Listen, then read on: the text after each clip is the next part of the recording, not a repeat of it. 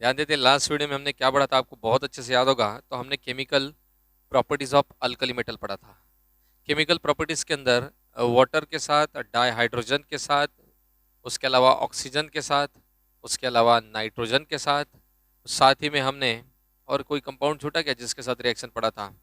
Halogens के साथ भी हो गया। ऐसे अलग अलग कंपाउंड के साथ हमने रिएक्शन देखा था।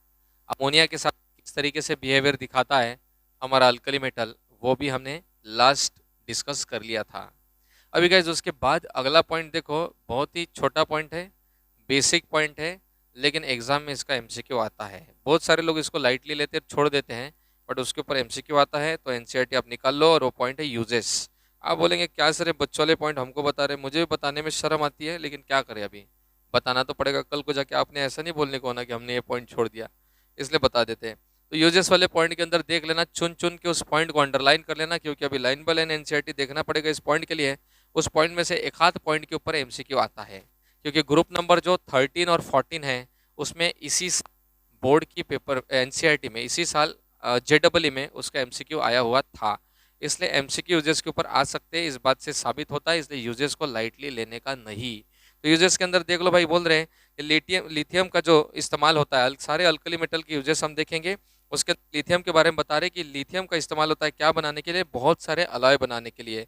With the lead to make the white metal, that is to be underline कि लीड के साथ अगर हम लिथियम को मिक्स कर देंगे तो क्या बनता है, अलाय बनता है, और उस अलाय को कहते हैं व्हाइट मेटल, जिसका इस्तेमाल बेयरिंग्स बनाने के लिए होता है, जो मोटर इंजन के अंदर इस्तेमाल होते हैं।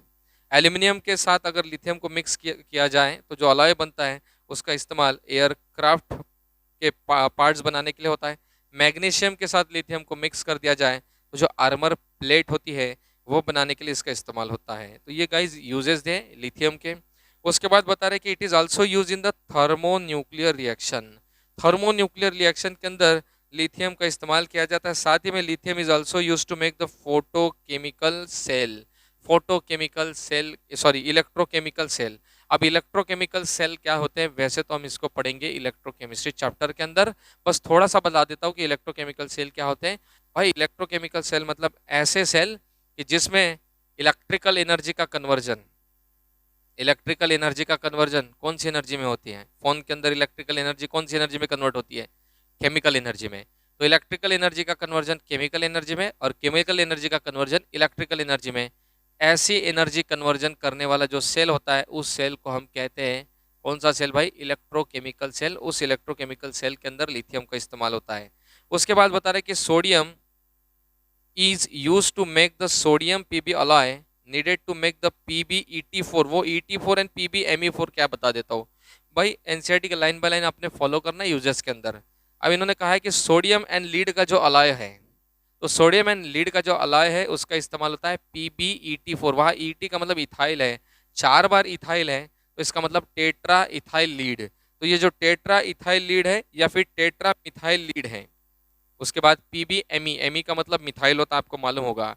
तो बता रहे कि sodium is use to make a sodium lead alloy needed to make Pb, यानी कि tetra ethyl lead and tetra methyl lead. तो ये सोडियम का यूज अपने को यहाँ पे बताया हुआ है। उसके बाद बता रहे कि ये जो ऑर्गेनोलीड कंपाउंड है, भाई ऑर्गेनोलीड कंपाउंड जब शब्द का उपयोग करते हैं इसका मतलब होता है ऐसा कंपाउंड कि जिसके अंदर ऑर्गेनो शब्द आ गया, इसका मतलब कार्बन है, और लीड शब्द आ गया मतलब लीड आपका उसके प्रेजेंट रहेगा। तो ऑर्गेनो लीड का मतलब है कार्बन और लीड का कंपाउंड। बता रहे कि दिस ऑर्गेनो लीड कंपाउंड, अब इसको ऑर्गेनो लीड कंपाउंड क्यों कहा है बता देता हूं। देखो भाई, PbEt4 ऐसा लिखा है आपके बुक में, और साथ ही में PbMe4 ऐसा भी लिखा है। इसमें लिखूंगा कैसे मैं इसको, C2H5, Et का मतलब इथाइल 4 टाइम्स, और इधर PbMe मतलब मिथाइल यानी कि CH3, ये कितने टाइम्स है, 4 टाइम। इसका अगर मैं स्ट्रक्चर बना लूँ तो गाइस देख लेना स्ट्रक्चर कैसा है। Pb के 4 बॉन्ड रहेंगे, 4 C2H5 के साथ, इधर भी है, इधर भी है, एक आपका इधर भी है, दूसरा आपका इधर भी है। इधर भी Pb का आपका बॉन्ड किसके साथ रहेगा, CH3 के साथ रहेगा। ठीक है, CH3 के कार्बन के साथ रहेगा। पॉइंट जो अपने को याद रखना वो ये है, इसको ऑर्गेनो लीड कहा है। ऑर्गेनो का मतलब कार्बन, लीड का मतलब Pb। जब हम कहेंगे ऑर्गेनो लीड तो इसका मतलब कार्बन एंड Pb का उसके अंदर बॉन्ड रहेगा। तो ऐसे कंपाउंड जिसके अंदर कार्बन और पीबी का बॉन्ड है उसे हम ऑर्गेनोलीड कंपाउंड कहेंगे। इसी कंपाउंड को बनाने के लिए सोडियम का इस्तेमाल होता, बता रहे कि सोडियम एंड पीबी का जो अलॉय है, तो लीड एंड पीबी का जो अलॉय है, इसकी मदद से ये कंपाउंड हम बनाएंगे, यानी कि tetra ethyl lead and tetra methyl lead. और ये टेट्रा इथाइल या टेट्रा मिथाइल लीड जो है इसके अंदर पीबी एंड कार्बन का बॉन्ड है, इसलिए हम इसको क्या कह रहे हैं, इसलिए हम इसको कह रहे हैं ऑर्गेनो लीड कंपाउंड। देखो आपके बुक के अंदर दिया होगा, ध्यान देके बढ़िया से देख लो, एक बार फिर से उस लाइन को पढ़ लो। बोलते sodium is used to make the sodium PB alloy needed to make tetra ethyl lead tetra methyl lead. और इन्हीं को ऑर्गेनो लीड कंपाउंड कहा गया है, इसलिए कहा गया है क्योंकि मैंने अभी आपको कारण बताया कि इसके अंदर कार्बन लीड का बॉन्ड होता है। अब अगली लाइन जो इंपॉर्टेंट है जिसके ऊपर क्वेश्चन आता है वो ये है कि इन्हीं ऑर्गेनो लीड कंपाउंड का इस्तेमाल पहले एंटी नॉकिंग एडिक्टिव के तौर पर इस्तेमाल किया जाता था पेट्रोल के अंदर। तो उसको अंडरलाइन कर लो, दीज ऑर्गेनो लीड कंपाउंड वो earlier used as a anti knock एडिक्टिव टू पेट्रोल। इसका मतलब है पेट्रोल के अंदर जो नॉकिंग साउंड होता है जब उसका कंबशन होता है, उस नॉकिंग साउंड को रिड्यूस करने के लिए एंटी नॉकिंग एजेंट के तौर पर आपके टेट्रा इथाइल लीड का इस्तेमाल किया जाता है। तो इसको भाई शॉर्ट में टेल भी लिखते हैं, ऑर्गेनिक केमिस्ट्री में आपको आएगा, जब टेल लिखा रहेगा तो समझ में कि टेल का मतलब है कि tetra ethyl lead. Tetra ethyl lead is an anti knocking agent जिसका पेट्रोल के अंदर पहले इस्तेमाल किया जाता था नॉकिंग साउंड को कम करने के लिए। फिर उसके बाद ध्यान से देखना, आगे बता रहे हैं but nowadays vehicle are lead free petrol. अभी जो व्हीकल्स है सारे उसके अंदर एंटी नॉकिंग, जब पेट्रोल का कंबशन होता है जो नॉकिंग साउंड होता है उस नॉकिंग साउंड को कम करने के लिए पहले पीबी डाला जाता था, लेकिन अभी उसके अंदर पीबी का एडिक्शन नहीं करते हैं, इस बात को याद रखना है। उसके बाद अगला बता रहे कि liquid sodium metal is use as in fast breeder nuclear reactor. जो फास्ट मूविंग न्यूक्लियर रिएक्शंस होती है उसको स्लो डाउन करने के लिए लिक्विड सोडियम का इस्तेमाल किया जाता है, इस बात को याद रखना, इसको अंडरलाइन कर लेना। इसके ऊपर भी क्वेश्चन आता भाई कौन सा मेटल, वो पूछते हैं which of the following alkali metal is use as a coolant in the fast breeder nuclear reactor. तो फास्ट ब्रीडर न्यूक्लियर रिएक्टर के अंदर कौन सा अल्कली मेटल का इस्तेमाल किया जाता है उसको कूल करने के लिए, ऐसा एमसीक्यू पूछते हैं, that answer will be liquid sodium. उसके बाद बता रहे कि potassium has a vital role in the biological system. Potassium chloride is use as a fertiliser. Potassium chloride का मतलब KCl फर्टिलाइजर के अंदर इस्तेमाल होता है। उसके बाद पोटेशियम हाइड्रोक्साइड, पोटेशियम हाइड्रोक्साइड का मतलब KOH का इस्तेमाल होता है सॉफ्ट सोप बनाने के लिए। और सॉफ्ट सोप क्या होती है, वह कैसे बनती है, ये अपन देखते हैं 12वीं के हमारे chemistry in everyday life chapter के अंदर। आई थिंक वो आपके नए सिलेबस में 11th में डाल दिया, चेक कर लेंगे। उस चैप्टर के अंदर soft soap and hard soap क्या होता है उस पॉइंट को हम पढ़ेंगे। उसके बाद बता रहे कि पोटेशियम हाइड्रोक्साइड का इस्तेमाल CO2 एब्जॉर्ब करने के लिए भी होता है, ये अपने को मालूम ही है। और सीजियम के बारे में बता रहे कि सीजियम का इस्तेमाल होता है फोटो इलेक्ट्रिक सेल के अंदर। तो फोटो इलेक्ट्रिक सेल के अंदर आपके सीजियम का इस्तेमाल किया जाता है। अगले बता रहे कि जो हाइड्रोक्साइड्स हैं अपने को जो रिएक्शन से मिलेंगे, द हाइड्रोक्साइड्स, सॉरी यहाँ तक ही यूजेस थे, यूजेस यहाँ पे खत्म हो गए, वो अगला पॉइंट है जिसको मैंने अभी पढ़ा था उसको बाद में लेंगे। तो गाइज ये यूजेस वाला जो पॉइंट है अभी हमारा कवर होता है, इसको अंडरलाइन कर लेना। बहुत सारी इंपॉर्टेंट चीजें जिसको आपने नोट डाउन कर लेना है, वो सारे के ऊपर आपका MCQ आ सकता है। आगे हम बढ़ रहे हैं general characteristics of the compound of the alkali metal. अब अल्कली मेटल के जो कंपाउंड्स हैं, अल्कली मेटल से जो कंपाउंड बनेगा उसकी कुछ कैरेक्टरिस्टिक प्रॉपर्टीज अभी हम यहाँ पे गाइस पढ़ने जा रहे हैं, जिसमें अगर आप देखेंगे एनसीईआरटी में आपने देखना है एज इट इज। एनसीईआरटी को मैं फॉलो कर रहा हूँ और आई होप कि आपके पास भी एनसीईआरटी होगी और आप देख रहे होंगे। अगर आपके पास एनसीईआरटी नहीं होगी तो काफी दुखद बात है। अब इसके अंदर देख लो general characteristics of the compound of the alkali metal, इसके बारे में बता रहे। सबसे पहले ऑक्साइड एंड हाइड्रोक्साइड की बात करेंगे। अब ऑक्साइड एंड हाइड्रोक्साइड की बात करने के पहले ऊपर की जो 3 लाइनें हैं उसको जरा पढ़ लो। बता रहे जितने भी कंपाउंड है अल्कली मेटल के सारे आयोनिक नेचर के रहेंगे। क्यों आयोनिक नेचर के रहेंगे, कारण अपने को मालूम है। अल्कली मेटल जो होते हैं lithium, sodium, potassium, rubidium, caesium, francium, ये सारे के सारे जो आपके अल्कली मेटल है ये बहुत ही स्ट्रांग मेटल है, एक्टिव मेटल है, इनकी पॉजिटिविटी ज़्यादा है, इलेक्ट्रो पॉजिटिविटी इनकी ज़्यादा होने की वजह से ये हमेशा आयोनिक बॉन्ड ही बनाते हैं। तो इसलिए इनका जो भी कंपाउंड रहेगा ज़्यादातर इनका कंपाउंड आयोनिक ही रहेगा, कोवेलेंट का चांस उसके अंदर ना के बराबर है। और लिथियम को अगर एक छोड़ दिया जाए, लिथियम थोड़ा सा कोवेलेंट कंपाउंड बनाता है क्योंकि लिथियम का साइज छोटा है इसलिए। उसके बाद आगे बात करेंगे, नेक्स्ट तुमको क्या दिखाई दे रहा, ऑक्साइड एंड हाइड्रोक्साइड की बात करेंगे। तो जो ग्रुप 1 का ऑक्साइड या हाइड्रोक्साइड है वो किस तरीके का होता है आप देख लो, मुझे बताने की जरूरत नहीं। कैसे, ग्रुप 1 का मैं अल्कली मेटल ले लेता हूँ, एम मतलब मेटल, उसका ऑक्साइड कैसे बनेगा, फॉर्मूला कैसे डिराइव करते हैं अपने को मालूम है। ग्रुप 1 का जो अल्कली मेटल है उसका ऑक्साइड कैसे रहेगा, तो मेटल की वैलेंसी आपकी रहेगी 1, ऑक्सीजन की वैलेंसी आपकी रहेगी 2, दोनों क्रॉस मल्टीप्लाई हो जाएंगे और फॉर्मूला बनेगा आपका M2O। M2O में ये मेटल ऑक्साइड है, M2O के अंदर आपका ये मेटल ऑक्साइड है, तो ये आपका भाई मेटल ऑक्साइड का फॉर्मूला इस तरीके से रहेगा। लिथियम लेते हैं यहाँ पे तो Li2O, Na लेते तो Na2O, K लेते तो K2O एंड सो ऑन, इस तरीके से फॉर्मूला रहेगा। हाइड्रोक्साइड का फॉर्मूला भी बताने की जरूरत नहीं, मेटल हाइड्रोक्साइड कैसे फॉर्मूला डिराइव होता है। मेटल की वैलेंसी 1 है, आपको मालूम है हाइड्रोक्साइड का भी चार्ज -1 होता है, मतलब हाइड्रोक्साइड की वैलेंसी 1 होती है भाई, क्रॉस मल्टीप्लाई कर लेंगे और ये बनता है अपना MOH मेटल हाइड्रोक्साइड, और इस तरीके से आपका मेटल का फॉर्मूला होता है। मतलब लिथियम है तो LiOH, Na है तो NaOH, K है तो KOH, इस तरीके से बनेगा। बस इस बारे में क्या जानकारी दे रहे, ध्यान देके बढ़िया से पढ़ लो, एक एक चीज को मैं एक्सप्लेन कर रहा हूँ, ध्यान देके बढ़िया से देख लो। हमने पहले ही पढ़ा हुआ है ऑक्साइड के बारे में, क्या पढ़ा है, एक बात मैं बताना भूल के मैं बता दिया था पहले, आपको याद होगा। हमने कहा था कि लिथियम के ऑक्सीजन के साथ कंबाइन होके जो ऑक्साइड बनाता है वो Li2O बनता है, ऐसा Li2O लिथियम का ऑक्साइड। सोडियम जो है इसके ऑक्सीजन के साथ कंबाइन होने की टेंडेंसी ज़्यादा है, हमने केमिकल प्रॉपर्टी ट्रेंड्स के अंदर ही पहले डिस्कस कर लिया था। पोटेशियम भी है, ये आपका KO2 बनाता है, ये RbO2 बनाता है और ये आपका CSO2 बनाता है। तो हमने क्या कहा था जरा बताना, हमने यह कहा था कि ये जो लिथियम है ऑक्सीजन के साथ ऑक्साइड बनाता है, सोडियम जो है ये पेरोक्साइड बनाता है, और नीचे के जो 3 हैं वो आपके सुपर ऑक्साइड बनाते हैं। क्यों बनाते हैं हमने कारण भी एक्सप्लेन किया हुआ था, हमने कहा था जैसे जैसे ऊपर से नीचे आएंगे आयोनाइजेशन एनर्जी की वैल्यू कम होती जाएगी, आसानी से इलेक्ट्रॉन लॉस होता है, इलेक्ट्रोपॉजिटिव कैरेक्टर बढ़ते जाता है, और यहाँ पे फजन रूल से पोलराइजेशन अनायन टू कटायन कम होता है, जिस वजह से मोर आयनिक बॉन्ड बनते जाता है। ये सारे बातों को हमने पहले भी डिस्कस किया हुआ है, और लिथियम ऑक्साइड बनाएगा, ये पेरोक्साइड बनाएगा, और नीचे के दिन आपके सुपर ऑक्साइड बनाएंगे। सुपर ऑक्साइड बनाने के लिए कटाइन का साइज हमेशा बड़ा होना चाहिए, और ऊपर से नीचे ऑक्सीजन के साथ रिएक्ट होने की टेंडेंसी भी बढ़ती है, ये भी हमने पहले ही डिस्कस किया हुआ है, इस तरीके से बनाएगा। गाइस इसके अंदर कुछ इंपॉर्टेंट नई वाली चीजें अगर अपने को देख रहे हैं तो अभी हम देख लेंगे, लेकिन हमने पहले इस सबको ऑलरेडी डिस्कस कर चुका है, लेकिन फिर भी आप एक बार उस लाइन बाय लाइन उस पूरे पैराग्राफ को पढ़ लो।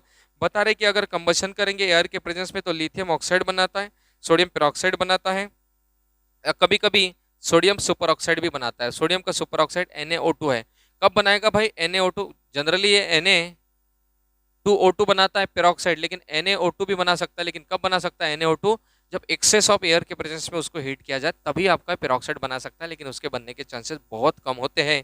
फिर उसके बाद बताया जाए पोटेशियम, रुबिडियम, सीजियम की, ये सारे सुपर ऑक्साइड बनाते हैं, किस फॉर्मूले से बनाते हैं हमने दिखा हुआ है ये भी यहाँ पे। नेक्स्ट इंपॉर्टेंट पॉइंट जिसको आपने अंडरलाइन करते हुए चलना है वो पॉइंट है the increasing stability of the peroxide and the super oxide, मार लो अंडरलाइन वहां से, the increasing stability of the peroxide and the super oxide as the size of metal ion increases is due to stabilization of the large anion by larger cation though through lattice energy effect। इसको underline कर लो, बड़ा ही important point है। क्या point है, बोलते हैं कि ऊपर से नीचे सुपर ऑक्साइड बनाने की टेंडेंसी बढ़ रही, क्यों बढ़ रही, पहली बात तो ये अनायन जो है आपका O-O-O- जो ऑक्सीजन का O2- रहेगा, ये अनायन का साइज बड़ा रहेगा। ये अनायन बड़े साइज के अनायन को स्टेबलाइज करने के लिए बड़ा साइज का कटाइन चाहिए, तो ऊपर से नीचे आपकी कटाइन की साइज बढ़ रही है, ये K+ Rb+ CS+, तो कटाइन की साइज बढ़ने की वजह से बड़े साइज के अनायन को स्टेबलाइज करता है, उनकी लैटिस एनर्जी भी ज्यादा होती है, इसलिए उसकी स्टेबिलिटी भी ज्यादा होती है। ये उन्होंने यहाँ पे कारण बताया हुआ है, जरा उसको अंडरलाइन कर लेना। बोलते increasing stability of the peroxide super oxide as the size of metal ion increases is due to the stabilization of the large anion by larger cation। तो जो बड़ा अनायन रहेगा उसको बड़ा वाला कटायन स्टेबलाइज करेगा by larger cation through lattice energy effect। तो यहाँ लैटिस एनर्जी की वजह से वो स्टेबलाइज हो रहा है, इसीलिए वो वहां पर सुपर ऑक्साइड के फॉर्म में नीचे वाले 3 एलिमेंट प्रेजेंट रहेंगे। गैस इसको अंडरलाइन आप लोगों ने कर लिया होगा, ऐसा मैं मान के आगे बढ़ता हूँ। बता रहे कि ये जो ऑक्साइड है इनका आसानी से हाइड्रोलिसिस होता है, और इनका आसानी से हाइड्रोलिसिस होकर हाइड्रोक्साइड में कन्वर्ट होते हैं। वहां पे 3 रिएक्शन आपको लिख के दिए, मैं लिखूंगा नहीं, एक ही रिएक्शन बस मैं आपको लिख देता हूँ ऑक्साइड वाली। ये देख लो M2O, मतलब ये आपका ऑक्साइड रहेगा। इस ऑक्साइड का हाइड्रोलिसिस का रिएक्शन मुझे बताने की जरूरत नहीं, ये हमने पहले भी देख चुके हैं। ये 2 मेटल है, 2 ऑक्सीजन है, 2 आपके हाइड्रोजन है, ये बनाते आपके MOH कितने बार बना देंगे, 2 बार, इस तरीके से बनेगा। लेकिन ये MOH जो बनेगा यानी कि मेटल का जो हाइड्रोक्साइड रहेगा, ये हाइड्रोक्साइड आयनिक नेचर में होने की वजह से डिसोसिएट हो जाता है M+ एंड OH- में, तो यहाँ M+ और 2 OH- इस तरीके से आपके अलग हो जाएंगे। गाइस इस बात को हमेशा से याद रखना है, क्लियर है इस पॉइंट तक। दूसरा पॉइंट उसके नीचे सुपर ऑक्साइड ऑक्साइड के बाद पेरोक्साइड के साथ रिएक्शन दी है, वैसी रिएक्शन आपकी सुपर ऑक्साइड के साथ दी है, वो आप देख लो, मैं वो रिएक्शन नहीं बता रहा हूँ। बस नीचे वाला जो पॉइंट है, अगला पॉइंट उसी 3 रिएक्शन के नीचे, उस पॉइंट को ध्यान देके बढ़िया से देख लो। बता रहे कि जो ऑक्साइड एंड पेरोक्साइड है ये तो कलरलेस होते when pure, but the super oxide are yellow और ऑरेंज इन नेचर। इस पॉइंट को अंडरलाइन करो जल्दी से। जो ऑक्साइड एंड पेरोक्साइड होता है वो आपका कलरलेस होता है जब वो प्योर फॉर्म में रहेगा, लेकिन इसका जो सुपर ऑक्साइड है वो येलो कलर का रहेगा या फिर ऑरेंज कलर का रहेगा। Super oxide are also paramagnetic. Super oxide paramagnetic क्यों होते हैं? क्योंकि उसके अंदर ऑड नंबर ऑफ इलेक्ट्रॉन होते हैं। अगर आप ये वाला देख लो, ये देखो या फिर ये देखो, इनमें से किसी में भी इलेक्ट्रॉन आप गिन लो, आपको ऑड नंबर ऑफ इलेक्ट्रॉन मिलेंगे। जैसे कि एग्जांपल पे तौर पे पोटेशियम का एटॉमिक नंबर 19 है तो इसमें 19 इलेक्ट्रॉन, एक ऑक्सीजन का 8 है तो 8, दूसरे में भी 8, 8 और 8 16, 16 और 19 अगर एडिशन करोगे ऑड एडिशन आती है। ऑड एडिशन आती है इसका मतलब एक इलेक्ट्रॉन आपका अनपेयर रहेगा, इसलिए आपके ये जो सुपर ऑक्साइड है ये कौन से नेचर के होते हैं? पैरामैग्नेटिक नेचर के रहते हैं, क्योंकि अनपेयर इलेक्ट्रॉन रहने से कोई भी कंपाउंड पैरामैग्नेटिक होता है, मैग्नेटिक फील्ड प्रोड्यूस करता है और वो मैग्नेट की तरफ स्लाइटली अट्रैक्ट होता है। इस बात को याद रखना। आगे बढ़ेंगे भाई, बता रहे कि सुपर ऑक्साइड पैरामैग्नेटिक होने के साथ साथ सुपर ऑक्साइड का इस्तेमाल कहाँ पर होता है? Is widely use as an oxidising agent in the inorganic chemistry. Inorganic chemistry के अंदर एज एन ऑक्सीडाइजिंग एजेंट के तौर पर इसका इस्तेमाल होता है। क्यों होता है? क्योंकि ये अपना एक ऑक्सीजन आसानी से रिलीज करके दूसरे को ऑक्सीडाइज करता है, इसलिए इसका इस्तेमाल होता है ऑक्सीडाइजिंग एजेंट के तौर पर। अगला पॉइंट देखेंगे जो हाइड्रोक्साइड के बारे में बता रहे, हाइड्रोक्साइड जो which are obtained by the reaction of oxide and water, ये मेटल ऑक्साइड एंड वाटर की रिएक्शन हो के जो आपका हाइड्रोक्साइड मिलेगा उस बारे में बता रहे हैं। ये सारे व्हाइट क्रिस्टलाइन सॉलिड होते हैं। इस लाइन को अंडरलाइन कर लेना, व्हाइट क्रिस्टलाइन सॉलिड। अब मैं इसको एम्फसाइज करके क्यों बता रहा हूँ कि व्हाइट क्रिस्टलाइन सॉलिड को अंडरलाइन कर लो, क्योंकि बहुत सारे इनऑर्गेनिक केमिस्ट्री में क्वेश्चन आते हैं, उसके अंदर बोलते हैं एस ब्लॉक के व्हाइट क्रिस्टलाइन सॉलिड। अब भाई एस ब्लॉक का जो व्हाइट क्रिस्टलाइन सॉलिड ऐसा बोलेंगे, वो कभी भी अपने को हाइड्रोक्साइड वगैरह कुछ नहीं बोलेंगे। तो अपन ने समझ जाना कि जो हाइड्रोक्साइड या अपने को मिलते हैं मेटल ऑक्साइड का वाटर के साथ रिएक्शन करके जो हाइड्रोक्साइड मिलते हैं, ये हाइड्रोक्साइड कैसे होते हैं? तो व्हाइट क्रिस्टलाइन सॉलिड होते हैं। इस बात को आपने याद रखना। भाई आगे बढ़ेंगे, आगे बता रहे हैं कि जो अल्कली मेटल हाइड्रोक्साइड्स हैं ये स्ट्रॉन्गेस्ट बेसिस है और आसानी से वाटर के अंदर डिजोल्व होते हैं with the evolution of much heat on an account of intense hydration. इस बात पॉइंट को एक्सप्लेन करो, बहुत आसान है, नहीं करूंगा तो भी समझ जाएंगे। इनका जो हाइड्रोक्साइड है LiOH, NaOH, KOH, RbOH, CSOH, ऊपर से नीचे जो आपको मालूम है आयोनिक कैरेक्टर बढ़ते जा रहा है। ऊपर से नीचे अगर आपका आयोनिक कैरेक्टर बढ़ेगा तो इसको पानी के अंदर मैं डिजोल्व करूंगा तो आसानी से पानी के अंदर डिसोसिएट होकर आयन बनाएगा। तो इनका कहना है कि जैसे हम ऊपर से नीचे आएंगे तो ऊपर से नीचे आते जो इनके हाइड्रोक्साइड रहेंगे, हाइड्रोक्साइड वाटर के अंदर डिजोल्व होकर आसानी से डिसोसिएट होकर आयन्स बना देते हैं। क्यों बना देते हैं? क्योंकि वो आयोनिक है एंड आयोनिक कंपाउंड वाटर के अंदर हमेशा सॉल्युबल होता है। Like dissolve like rule, polar polar में डिजोल्व होता है, तो आयनिक कंपाउंड वाटर के अंदर डिजोल्व यानी कि डिसोसिएट होकर आसानी से आयन बना देते हैं।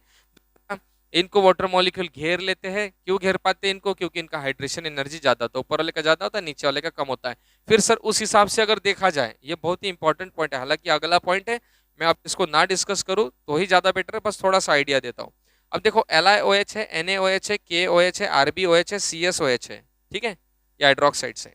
अगर मैं आपको पूछूं किसकी सॉल्युबिलिटी ज्यादा है तो दो कंसेप्ट के हिसाब से दो आंसर आते हैं। कौन से दो आंसर? देखो, LiOH लिथियम हाइड्रोक्साइड, लिथियम का साइज छोटा है तो उसका हाइड्रेशन ज्यादा होगा, ज्यादा एनर्जी रिलीज होगी, तो इसकी हाइड्रेशन एनर्जी ज्यादा है। और जिसकी हाइड्रेशन एनर्जी ज्यादा होती है सर, उसी एनर्जी इस्तेमाल करके उनका बॉन्ड ब्रेक होता है, और बॉन्ड ब्रेक हो जाएगा, Li अलग हो जाएगा, OH अलग हो जाएगा, तो जो कंपाउंड अपना OH जल्दी से रिलीज कर देता है वो कंपाउंड मोर बेसिक होता है। तो उस हिसाब से ये मोर बेसिक होना चाहिए क्योंकि इसका हाइड्रेशन एंथैल्पी ज्यादा है। इसका हाइड्रेशन एनर्जी CSOH का साइज बड़ा होने की वजह से हाइड्रेशन एंथैल्पी इसकी कम रहेगी। भाई हाइड्रेशन एंथैल्पी साइज के इनवर्सली प्रोपोर्शनल होती है, हाइड्रेशन एंथैल्पी कम, इसको ज्यादा वाटर मॉलिक्यूल सराउंड नहीं करेंगे, ज्यादा वाटर मॉलिक्यूल अगर सराउंड नहीं करेंगे तो ज्यादा हाइड्रेशन एंथैल्पी रहेगी नहीं, ज्यादा एनर्जी रिलीज भी नहीं होगी। तो उस हिसाब से ये आंसर होना चाहिए। हाइड्रेशन एंथैल्पी के हिसाब से ये वाला मोर सोल्यूबल, ये वाला लेस सोल्यूबल, मतलब ऊपर से नीचे सोल्युबिलिटी कम हो रही है, ऐसा हम कह सकते हैं मेटल हाइड्रोक्साइड की। ये हो गए हाइड्रेशन एंथैल्पी की बात। अभी अभी हमने लैटिस एंथैल्पी की बात की थी। हमने कहा था कि इनकी लैटिस एंथैल्पी ऊपर से नीचे क्या होती है, बढ़ती है कि कम होती है, तो वो वाला दूसरा पॉइंट है, लेकिन फिलहाल मैं उसको एक्सप्लेन नहीं करूंगा क्योंकि सोल्युबिलिटी वाला पॉइंट हमने आगे लेना ही है, अभी आएगा 2-3 टॉपिक के बाद, इसलिए इसी को यही रोक देते हैं, वरना ये टॉपिक छोड़ के मुझे वही एक्सप्लेन करते बैठना पड़ेगा। गाइस अगला टॉपिक कंटिन्यू करते हैं। एनसीईआरटी फॉलो करते हुए अगले टॉपिक की तरफ बढ़ते हैं। अगला टॉपिक देखो क्या है, ये तो आपको समझ गया कि ऊपर से नीचे मेटल हाइड्रोक्साइड की सॉल्युबिलिटी क्यों बढ़ती है, क्योंकि उसका हाइड्रेशन एंथैल्पी का यहाँ पे सीन आता है। बढ़ती है कि कम होती है, जरा एक बार ही बताना। बोलते हैं अल्कली मेटल हाइड्रोक्साइड जो कि आपके स्ट्रॉन्ग बेसिस है, वाटर के अंदर आसानी से डिजोल्व हो जाते हैं और वो हीट भी लिबरेट करते हैं और उनका बहुत ज्यादा हाइड्रेशन भी हो जाता है। उसके बाद आगे हलाइड की बात कर रहे हैं। हलाइड मतलब अल्कली मेटल हैलोजन के साथ कंपाउंड बनाते हैं। अपने को मालूम है, बताने की जरूरत नहीं, क्योंकि ये ग्रुप 1 है और हैलोजन आपका ग्रुप 17। ग्रुप 1 एंड ग्रुप 17 एक दूसरे को सबसे ज्यादा पसंद करने वाले पीरियोडिक टेबल के ग्रुप होते हैं, ये भी मुझे बताने की जरूरत नहीं है। तो अल्कली मेटल हैलोजन के साथ कंबाइन होकर आयोनिक बॉन्ड बनाते हैं। बस इसी बारे में एक दो छोटे मोटे पॉइंट है, वो देख लो कौन सा पॉइंट है। पहला सवाल तो ये है कि अगर मैं पूछूं कि कौन सा अल्कली मेटल हैलोजन के साथ कंबाइन हो जाए तो बॉन्ड मोर आयनिक रहेगा, your answer will be I know. Ionic bond बनाने के दो चीजें जरूरी होती है। कौन सी दो चीजें? तो आयनिक बॉन्ड के अंदर एक आता है आपका मेटल और दूसरा आता है नॉन मेटल। भाई आपका आता है मेटल और दूसरा क्या आता है? Non metal. अब मेटल की क्या ज्यादा होनी चाहिए, क्या कम होनी चाहिए? तो मेटल का इलेक्ट्रो पॉजिटिव कैरेक्टर ज्यादा होना चाहिए। एक तो इलेक्ट्रो पॉजिटिविटी, पहला पॉइंट मेटल का। और भाई मेटल का दूसरा पॉइंट क्या है? तो मेटल की लॉस करने की टेंडेंसी ज्यादा होनी चाहिए और लॉस करने की टेंडेंसी को कहते हैं आयोनाइजेशन एनर्जी, यानी कि एंथैल्पी भी कह सकते हैं। तो भाई मेटल का इलेक्ट्रो पॉजिटिविटी मेटल की ज्यादा होनी चाहिए और आयोनाइजेशन एनर्जी मेटल की क्या होनी चाहिए? लेस होनी चाहिए। तो मोर इलेक्ट्रो पॉजिटिव मेटल की आयोनाइजेशन एनर्जी बहुत कम होती है। तो ऐसा मेटल हमें चाहिए कि जिसकी इलेक्ट्रो पॉजिटिविटी ज्यादा हो, आयोनाइजेशन एनर्जी कम हो, और हमें ऐसा नॉन मेटल चाहिए कि जिसकी इलेक्ट्रो निगेटिविटी ज्यादा हो, इलेक्ट्रो निगेटिविटी क्या हो? ज्यादा हो, और साथ में आयोनाइजेशन एनर्जी तो वहां पे नहीं आएगी। यहाँ क्यों आयोनाइजेशन एनर्जी आएगी? क्योंकि मेटल को यहाँ पर लॉस करना है और नॉन मेटल को यहाँ पर गेन करना है। तो यहाँ लॉस करने की टेंडेंसी ज्यादा होने के लिए आयोनाइजेशन एनर्जी कम होनी चाहिए, और यहाँ गेन करने की टेंडेंसी ज्यादा होने के लिए इलेक्ट्रॉन गेन एंथैल्पी, जिसको इलेक्ट्रॉन अफिनिटी भी कहते हैं। तो इसकी इलेक्ट्रॉन अफिनिटी क्या होनी चाहिए, यानी कि गेन करने की टेंडेंसी क्या होनी चाहिए? ज्यादा होनी चाहिए। तो अगर आपसे किसी ने पूछा कि ग्रुप 1 का अल्कली मेटल और ग्रुप नंबर 17 का हैलोजन, इनमें सबसे बढ़िया आयनिक बॉन्ड कौन बनाएगा, तो आपने कह देना, बोलना ग्रुप 1 का ऐसा अल्कली मेटल चुनो जिसकी इलेक्ट्रोपॉजिटिविटी ज्यादा है और आयनाइजेशन एनर्जी कम है, और इलेक्ट्रोपॉजिटिविटी ऊपर से नीचे बढ़ती है तो सीजियम वो रहेगा। फ्रांसियम को तो मैं कंसीडर ही नहीं करता हूँ, रेडियो एक्टिव एलिमेंट है, उसको भूल जाओ। तो सीजियम की इलेक्ट्रोपॉजिटिविटी सबसे ज्यादा है, ये पहला पॉइंट, और साथ ही में उसका आयनाइजेशन एनर्जी सबसे कम है। और दूसरा, नॉन मेटल की इलेक्ट्रोनिगेटिविटी ज्यादा होनी चाहिए और इलेक्ट्रॉन गेन एंथैल्पी की भी वैल्यू ज्यादा होनी चाहिए, मतलब इलेक्ट्रॉन गेन करने से ज्यादा फायदा होना चाहिए। तो सबसे ज्यादा इलेक्ट्रॉन गेन करने से फायदा किसको होगा? फ्लोरीन, क्लोरीन, ब्रोमीन, आयोडीन, एस्टाटाइन तो लिखूंगा ही नहीं क्योंकि रेडियो एक्टिव है। तो सबसे ज्यादा फायदा आपका फ्लोरीन को होगा, क्योंकि फ्लोरीन की इलेक्ट्रॉन गेन करने की टेंडेंसी सबसे ज्यादा है। इसलिए सीजियम एंड फ्लोरीन सबसे ज्यादा आयनिक बॉन्ड बनाएंगे, ऐसा आपको लग रहा होगा, लेकिन यहाँ पर भी एक छोटा सा एक्सेप्शन है। इलेक्ट्रॉन गेन एंथैल्पी की वैल्यू फ्लोरीन की ज्यादा नहीं है, क्लोरीन की है। फिर आप पूछेंगे क्यों? वो क्यों का जवाब मैं अभी नहीं दे सकता, क्योंकि वो पी ब्लॉक का कंसेप्ट है, तो उसको पी ब्लॉक में पढ़ेंगे तो ज्यादा बेटर रहेगा, वरना वही कंसेप्ट एक्सप्लेन करने में अपना एस ब्लॉक साइड में रह जाएगा। तो फिलहाल इसको रहने दो, इसको मैं सिर्फ जितना बता रहा हूँ उतना याद रखो। आयनिक बॉन्ड बनाने के लिए मेटल का इलेक्ट्रोपॉजिटिव कैरेक्टर ज्यादा होना चाहिए, आयनाइजेशन एंथैल्पी कम होनी चाहिए, और नॉन मेटल की इलेक्ट्रॉन निगेटिविटी ज्यादा होनी चाहिए, इलेक्ट्रॉन गेन एंथैल्पी की वैल्यू क्या होनी चाहिए? वो भी ज्यादा होनी चाहिए। इस बात को याद रखना। भाई आगे बढ़ेंगे, इसके अंदर बता रहे, देखो इसके अंदर क्या इंपॉर्टेंट चीज बता रहे हैं, तो किसके साथ कंबाइन होके क्या क्या बॉन्ड बना रहा है इस बारे में बात बता रहे हैं। देख लो, ध्यान देके देखना। बोलते सारे जो अल्कली मेटल है उनका हाई मेल्टिंग पॉइंट होता है। मेटल हलाइड्स, जितने भी अल्कली मेटल हलाइड्स है, मेटल हलाइड का मतलब देख लो क्या, अल्कली मेटल हलाइड में इस ग्रुप का मेटल और ग्रुप नंबर 17 का हेलोजन दोनों एक दूसरे के साथ कंबाइन होंगे, आयनिक कंपाउंड बनाएंगे। आयनिक कंपाउंड की खास बात तो हमने पढ़ी है केमिकल बॉन्डिंग चैप्टर के अंदर। केमिकल बॉन्डिंग चैप्टर के अंदर ही हमने कहा था आयनिक बॉन्ड का मेल्टिंग पॉइंट, बॉइलिंग पॉइंट हमेशा ज्यादा होता है, क्योंकि वो स्ट्रांग बॉन्ड होता है, उसकी लैटिस एनर्जी ज्यादा होती है। इसलिए ग्रुप 1 का अल्कली मेटल और हेलोजन जब बॉन्ड बनाएंगे, यानी कि मेटल हलाइड जब बनेगा, उसका मेल्टिंग पॉइंट, बॉइलिंग पॉइंट ज्यादा होगा। इसलिए उन्होंने कहा है कि हाई मेल्टिंग, उसके बाद कलरलेस क्रिस्टलाइन सॉलिड रहेगा। मेल्टिंग पॉइंट ज्यादा है, बॉइलिंग पॉइंट ज्यादा है, इसका मतलब वो सॉलिड स्टेट में है।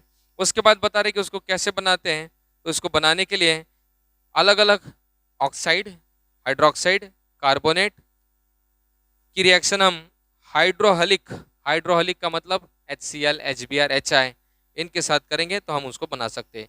ये सारे जो हैलाइड्स हैं उनके बारे में एक चीज अंडरलाइन कर लो, सारे जो हैलाइड है have high negative enthalpy of formation. अब high negative enthalpy of formation वाला पॉइंट क्या है, तो ये थोड़ा सा बता देता हूँ, एक रिएक्शन के बता देता हूँ। लिथियम अगर मान लो फ्लोरीन के साथ कंबाइन होता है F2 के साथ, ये ऐसा ले ले तो ये बनाता है twice of LiF।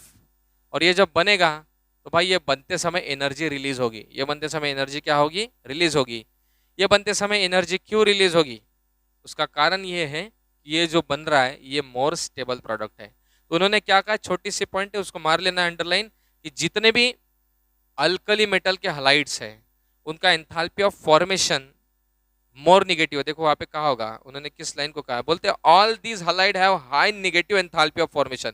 Negative enthalpy of formation का मतलब एनर्जी रिलीज होना, और पॉजिटिव एंथैल्पी ऑफ फॉर्मेशन का मतलब एनर्जी एब्जॉर्ब होना। उन्होंने कहा high negative enthalpy of formation, इसका मतलब है कि अल्कली मेटल हैलोजन के साथ कंबाइन होके बहुत ज्यादा स्टेबल है, इसलिए बहुत ज्यादा एनर्जी रिलीज कर रहा है, इसलिए उसका हाई एंथैल्पी ऑफ फॉर्मेशन है, यानी कि बनने के बाद ज्यादा स्टेबिलिटी आ रही, इसलिए वो ज्यादा एनर्जी को रिलीज करे। इस बात को अंडरलाइन कर लेना। उसके बाद बोला है कि become less negative as we go down the group, और ये कम कम निगेटिव होते जाएगा जैसे हम ग्रुप में नीचे आएंगे। लेस निगेटिव होने का मतलब देखो ऊपर से नीचे, जैसे कि उदाहरण के तौर पर बता देता, एक हाथ कोई ले लो, फ्लोरीन ही ले लो, कोई भी ले लो, कोई भी एक एलिमेंट ले लो, जैसे कि इधर का कोई भी ले लो, हैलोजन के साथ ले लो, लिथियम फ्लोरीन के साथ ले लो, ये फ्लोरीन के साथ ले लो, ये फ्लोरीन के साथ, ये फ्लोरीन के साथ, ये फ्लोरीन के साथ। अब देखो यहाँ पे होने वाला बहुत बड़ा कंफ्यूजन, आप मुझे बता देना एनसीईआरटी का लाइन सही है कि गलत है। कंफ्यूजन क्या है देख लो, लिथियम फ्लोरीन के साथ थोड़ी जगह बना लेते, इधर लिख लेते, आई होप आपको इधर वाला पार्ट दिख रहा होगा, क्लियर है। तो लिथियम आपका फ्लोरीन के साथ, उसके बाद सोडियम आपका फ्लोरीन के साथ, फिर पोटेशियम आपका फ्लोरीन के साथ, रुबिडियम फ्लोरीन के साथ, और सीजियम फ्लोरीन के साथ। ठीक है, ये देखा आपने, इस पॉइंट को देखा, पहला पॉइंट। हाँ, ये एक ऐसा एक सिनेरियो। दूसरा सिनेरियो बता रहा हूँ, उस लाइन को ध्यान से पढ़ना, पढ़ने में कभी कभी गलती कैसे हो जाती है। अभी हमने हेलोजन को कांस्टेंट रखा और यहाँ पे हम क्या चेंज कर रहे हैं, यहाँ मेटल को हम चेंज कर रहे थे। अब उस पॉइंट को पढ़ो जो उन्होंने कहा हुआ है, अब मुझे बताना वो पॉइंट सही है कि गलत है। उन्होंने कहा है उस पॉइंट को अंडरलाइन करते हुए जाना, बोलते हैं all these halide have high negative enthalpy of formation, ये तो क्लियर है। और जो standard enthalpy of formation values हैं फ्लोराइड के लिए, for fluoride become less negative as we go down the group.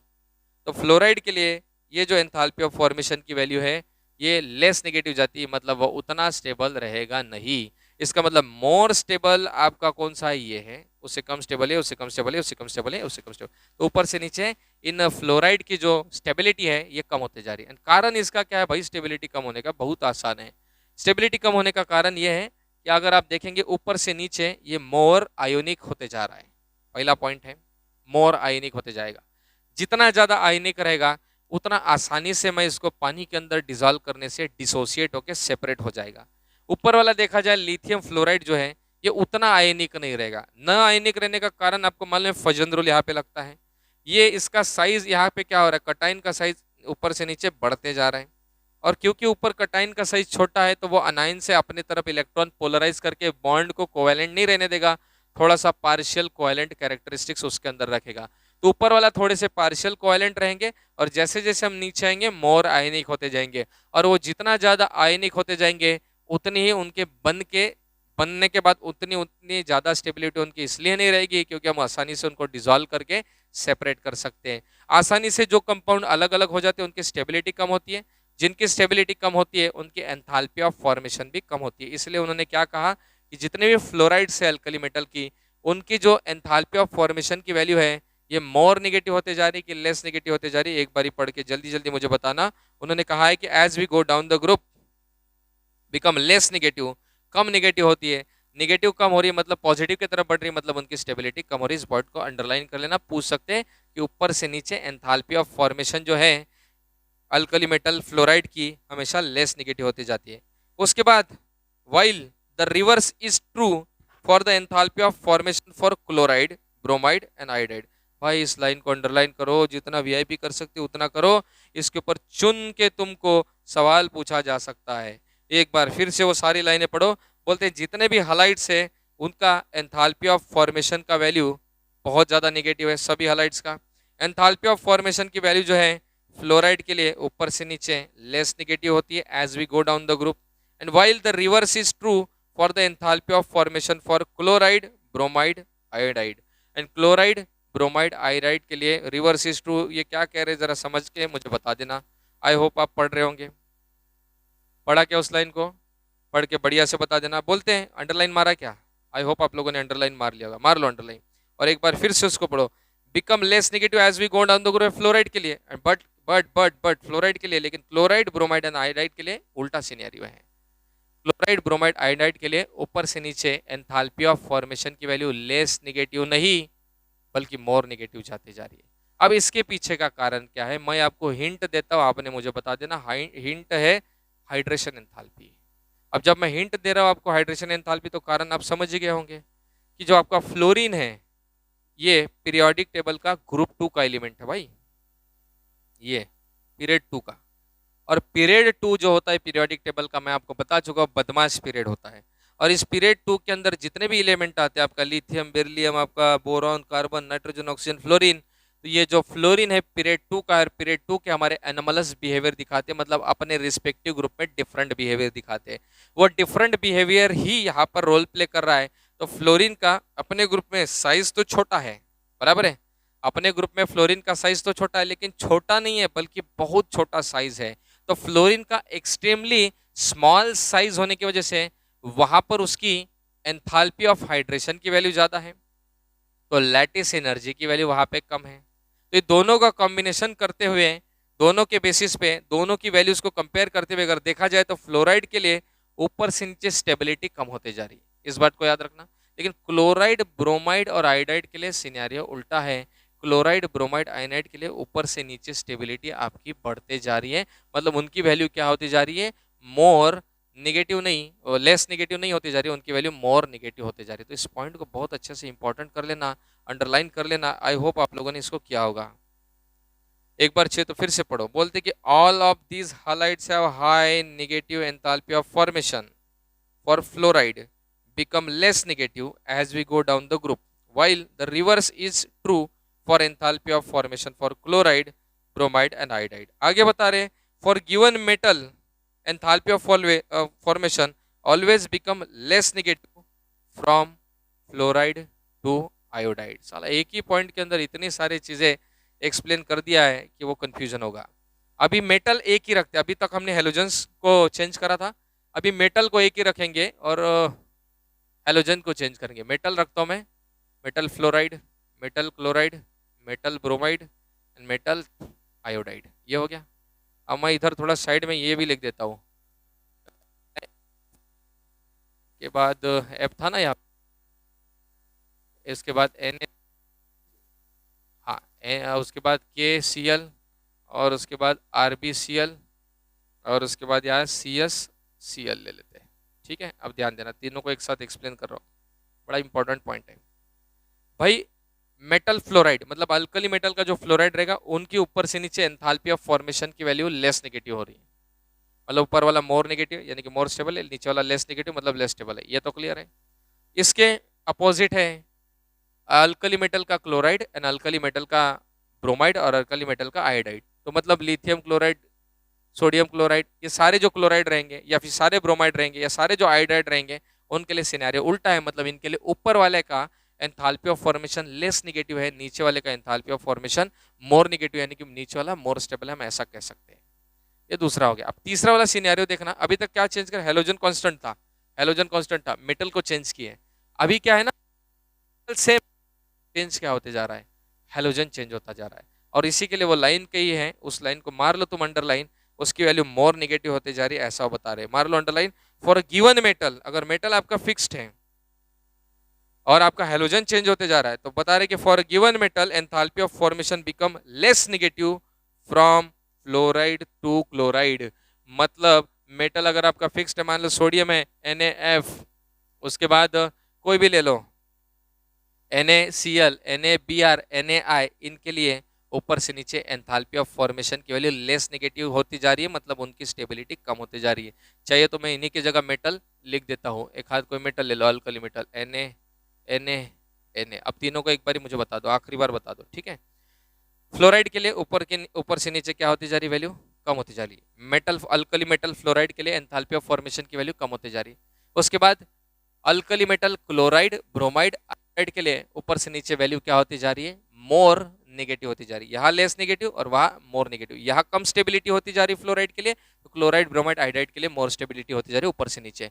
और वही जैसा फ्लोराइड में वैसा सेम टू सेम इधर है। इधर मतलब मेटल आपका पर्टिकुलर मेटल रहेगा, तो तब फ्लोरीन क्लोरीन ब्रोमीन आयोडीन मतलब फ्लोराइड टू आयोडाइड, तब आपकी एंथैल्पी ऑफ फॉर्मेशन की वैल्यू क्या होते जाएगी, तब गाइज आपकी एंथैल्पी ऑफ फॉर्मेशन की वैल्यू लेस नेगेटिव होते जाएगी। तो जो फ्लोराइड के लिए सेम टू सेम, अगर मेटल सेम रहेगा और हेलोजन बदलेगा तो उनके लिए सेम है, खाली इधर ब्रोमाइड क्लोराइड आयोडाइड के लिए डिफरेंट है। इस बात को नोट डाउन कर लेना, इसके ऊपर क्वेश्चन आता है यार, कई बार क्वेश्चन आ चुका, हम इसको भूल नहीं सकते। It is a very very important point. आगे बता रहे हैं कि melting at the boiling point always follow the trend. And melting and boiling point के बारे में बता रहे हैं कि हमेशा मेल्टिंग पॉइंट बॉइलिंग पॉइंट आपका फ्लोराइड का ज्यादा रहेगा, उससे कम क्लोराइड का रहेगा, उससे कम ब्रोमाइड का रहेगा, उससे कम आयोडाइड का रहेगा। कारण आपको बताया, फ्लोराइड क्लोराइड ब्रोमाइड आयोडाइड, इनमें फ्लोराइड का मेल्टिंग पॉइंट ज्यादा, मेटल क्लोराइड का कम, ब्रोमाइड का कम और आयोडाइड का कम। ये इधर क्यों, कारण बहुत आसान है, क्योंकि जो इसका एंथैल्पी ऑफ फॉर्मेशन है मेटल फ्लोराइड का वो मोर नेगेटिव है, इसका लेस नेगेटिव, इसका लेस नेगेटिव, इसका लेस नेगेटिव। तो जिसका enthalpy of formation more negative होता है उसकी स्टेबिलिटी ज्यादा है। भाई जिसकी स्टेबिलिटी ज्यादा है उसको तोड़ने के लिए भी एनर्जी हमेशा क्या लगती है, ज्यादा लगती है। उसको तोड़ने के लिए अगर एनर्जी ज्यादा लगेगी तो इसका मतलब उसका melting point boiling point obviously क्या रहेगा, ज्यादा रहेगा। तो इसलिए एंथैल्पी ऑफ फॉर्मेशन के बाद यहाँ पे बता रहे मेल्टिंग पॉइंट, तो मेल्टिंग पॉइंट आपका मेटल फ्लोराइड का ज्यादा, क्लोराइड का कम, ब्रोमाइड का कम और आयोडाइड का और भी कम। बता रहे कि जितने भी हाइलाइट्स है वाटर के अंदर सोल्यूबल है। Obviously metal fluoride, metal chloride, metal bromide, metal iodide water के अंदर क्यों सोल्यूबल है, क्योंकि वो भी पोलर है एंड वाटर भी पोलर है। By the way they are ionic, तो आयनिक कंपाउंड हमेशा वाटर के अंदर सोल्यूबल होते हैं, इसलिए वो आसानी से वाटर के अंदर सोल्यूबल हो जाते हैं। इसके पीछे का कारण मार लो अंडरलाइन, जिसके ऊपर क्वेश्चन आता है।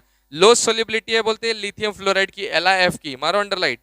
लिथियम फ्लोराइड की सोल्यूबिलिटी पानी के अंदर कम है, किस वजह से, क्योंकि उसकी लैटिस एनर्जी ज्यादा है।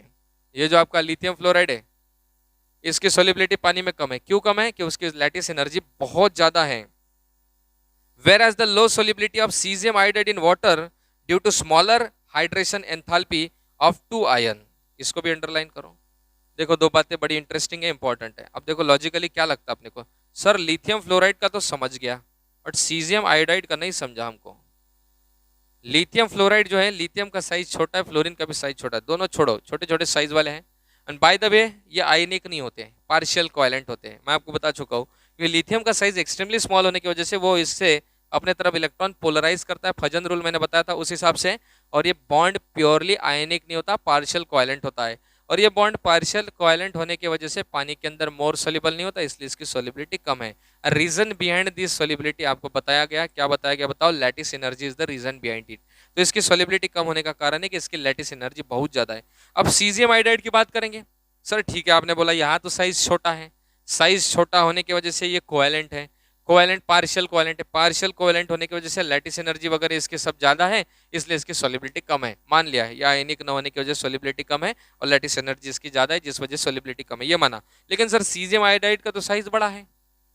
सीजियम आयोडाइड का अगर साइज बड़ा रहेगा तो साइज जिनका बड़ा है, जो ज्यादा इलेक्ट्रोपॉजिटिव ज्यादा है, तो इलेक्ट्रोपॉजिटिव जो मोर होते हैं वो मोर आयनिक होते हैं। मोर आयनिक है तो वाटर के अंदर मोर सोल्यूबल होने चाहिए, बट नहीं है ना सर मोर सोल्यूबल। इसके अंदर दिक्कत ऐसी है कि सीजियम का भी साइज बड़ा है, आयोडीन का भी साइज बड़ा है। अगर ये सीजियम कटाइन का साइज बड़ा होता और अनाइन का साइज छोटा होता तब वो बॉन्ड बहुत ज्यादा आयनिक होता। लेकिन अभी दिक्कत क्या होगी कि ये सीजियम भी कटाइन बड़ा है, आयोडीन भी आपका अनायन बड़ा है, दोनों बड़े बड़े साइज के होने की वजह से यहाँ पर इनका बॉन्ड उतना ज्यादा आयोनिक नहीं रहेगा, क्योंकि आयनिक बॉन्ड बनाने के लिए कटाइन बड़ा होना चाहिए आपका और अनायन क्या होना चाहिए, छोटा होना चाहिए। ये दोनों ऑलमोस्ट सेम साइज के होने की वजह से इसका मोर आयनिक नहीं रहेगा, इसलिए इनकी सोल्युबिलिटी वाटर में कम रहेगी। और मुख्य कारण क्या है इनकी सोल्युबिलिटी वाटर में कम रहने का, हाइड्रेशन एंथैल्पी। इनका साइज बहुत बड़ा होने की वजह से वाटर मॉलिक्यूल इनको सराउंड नहीं कर पाएंगे, और क्योंकि वाटर मॉलिक्यूल इनको सराउंड नहीं करेंगे, हाइड्रेशन नहीं करेंगे, तो हाइड्रेशन एंथैल्पी की वैल्यू कम रहेगी, जिस वजह से उनकी सोल्युबिलिटी कम रहेगी। तो दो पॉइंट को याद रखना, लिथियम फ्लोराइड की सोल्युबिलिटी कम रहने का कारण क्या है गाइस, तो लिथियम फ्लोराइड की इसलिए सोल्युबिलिटी आपकी कम होती है क्योंकि लिथियम फ्लोराइड की क्या ज्यादा है, लैटिस एनर्जी। और सीजियम आयोडाइड की सोल्युबिलिटी इसलिए कम है क्योंकि उसका हाइड्रेशन एंथैल्पी का वैल्यू बहुत कम आता है। इस दोनों पॉइंट को अंडरलाइन कर लेना। आई होप आप लोगों ने इन दोनों पॉइंट को अंडरलाइन कर लिया होगा। उसके बाद बता रहे हैं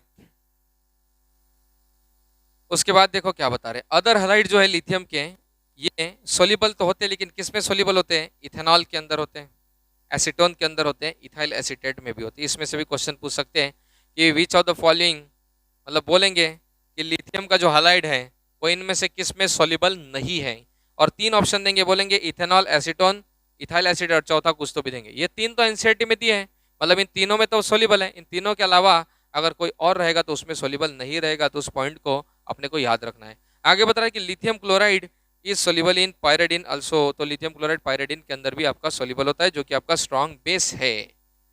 अभी लिथियम क्यों सर सोल्यूबल है इन सब के अंदर? ये तो सारे ऑर्गेनिक सॉल्वेंट है। देखो क्या होता है, आयनिक कंपाउंड जो है, आयनिक कंपाउंड को हमेशा पोलर सॉल्वेंट चाहिए होता है, क्योंकि आयनिक कंपाउंड खुद आयनिक होने की वजह से पोलर सॉल्वेंट के अंदर मोर सोल्यूबल होता है। और ये जितने भी यहाँ पर लिखे हुए हैं, जैसे कि आपको पहला दिखाई दे रहा है इथेनॉल, एसीटोन, इथाइल डाइएसिटेट, ये सारे इनऑर्गेनिक सॉल्वेंट्स हैं। इन ऑर्गेनिक सॉल्वेंट्स के अंदर हमेशा आयनिक नहीं बल्कि कोवैलेंट कंपाउंड सोल्यूबल होता है। तो जब भी आप ऑर्गेनिक केमिस्ट्री पढ़ेंगे हमेशा से याद रखना, जितने भी आयोनिक कंपाउंड है वो सारे पोलर सॉल्वेंट मतलब वाटर के अंदर सोल्यूबल होते हैं, और जितने भी इनऑर्गेनिक मतलब लेस पोलर है, लेस आयनिक है, या फिर पार्शियल कोवैलेंट है, वो हमेशा ऑर्गेनिक सॉल्वेंट के अंदर सोल्यूबल होते हैं। जैसे कि यहाँ पे 3 ऑर्गेनिक सॉल्वेंट है, उनके अंदर सोल्यूबल होते हैं। उसके बाद सॉल्ट ऑफ ऑक्सो एसिड, भाई सॉल्ट ऑफ ऑक्सो एसिड वाला पॉइंट बेहद ही इंपॉर्टेंट है, और इसके ऊपर भी क्वेश्चन आ सकता है। लेकिन ये हेडिंग बहुत बड़ा दिया है इसका, लेकिन ये पॉइंट काफी आसान है। ऑक्सो के बारे में बता रहा हूँ। ऑक्सो आई थिंक मुझे बताने की जरूरत नहीं, ऑक्सो हमने सुना सुना सा है। कीटोन मालूम है ना, कीटोन, कीटोन के अंदर का जो फंक्शनल ग्रुप था सी डबल बॉन्डो, हम उसे ऑक्सो कहते थे। ठीक है, सी डबल बॉन्डो को हम ऑक्सो कहते हैं, याद होगा आपको। और उन्होंने क्या कहा कि सॉल्ट ऑफ ऑक्सो एसिड, अब एसिड कह रहे हैं तो इस C double bond O group को हाइड्रोक्सिल ग्रुप लगा रहेगा। Sir hydroxyl group acidic nature का कैसे? कारण बताता हूं, ध्यान देके सुन लेना। अब आपको मालूम है OH बॉन्ड के अंदर पोलराइजेशन होता है, हाइड्रोजन टू ऑक्सीजन। हाइड्रोजन की इलेक्ट्रोपॉजिटिविटी ज्यादा है एंड ऑक्सीजन की इलेक्ट्रोनेगेटिविटी ज्यादा है, तो हाइड्रोजन टू ऑक्सीजन यहाँ पोलराइजेशन होता है। अब ये पोलराइजेशन को बढ़ाता है CO ग्रुप, क्योंकि CO group is a withdrawing group. इस CO ग्रुप में ये जो आपका ऑक्सीजन है, इससे कार्बन जो है, कार्बन से इलेक्ट्रॉन ऑक्सीजन ले लेता है। ऑक्सीजन की नेगेटिविटी ज्यादा है, तो ऑक्सीजन जो है ना कार्बन से इलेक्ट्रॉन लेता है।